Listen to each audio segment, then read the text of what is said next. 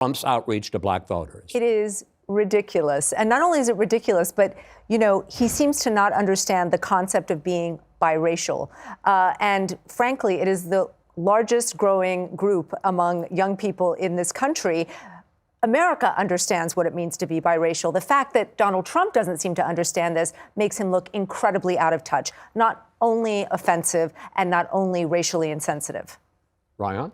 So I don't think this is necessarily a good thing. But what I will say is that for a lot of Americans, particularly a lot of Black Americans, there is some sense of discomfort about the fact that when you look at high-profile, high-status, successful Black Americans, many of them are themselves multiracial, first or second generation Americans, immigrants or kids of immigrants, or they're themselves intermarried. There are some folks, there's a group called the American Descendants of Slaves, ADOS, a kind of emerging movement that you see in some spaces where people say, hey, wait a second, you have folks who are not part of this multi-generational, long Black American story who are claiming this mantle. I'm not saying that's necessarily a good thing, Lulu. I'm just shocked that this is an argument that you are putting forward. This is something I'm talking about as an analyst to describe the fact that the Black community is not a monolith. There are a lot of complicated, conflicted feelings.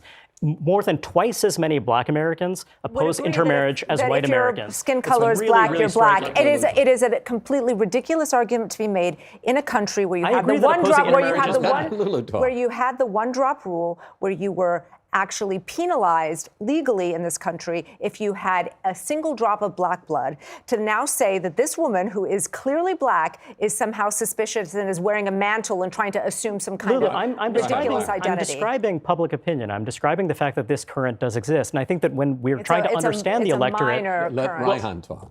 I think it's important to understand that this is one of those cleavages. I do not think that it was a good thing for Donald Trump to use this line of attack. I agree with Kara. Stick to policy. This is not what Donald Trump. This is not what Donald Trump was doing. You are trying to explain something. If you asked Donald Trump, if you asked Donald Trump, what were you up to, Mr. Trump? He's not going to be like, you know, that there's this current in the African American community that talks about the descendants of slavery. Do you think that is what he was up to? He was going there in order to do what he always does, which is to throw as much as he can against the wall and to see what sticks. I'm afraid part of what I'm trying to do is actually try to give some insight into the fact that public opinion is changing, it's divided, and there is a big conversation about this. I don't think that this is the best angle to pursue, but I do think that when you're talking about the Black community, he's not looking to win 90% of the Black vote. He's looking at what are interesting cleavages and divides within that population, and this is one of them.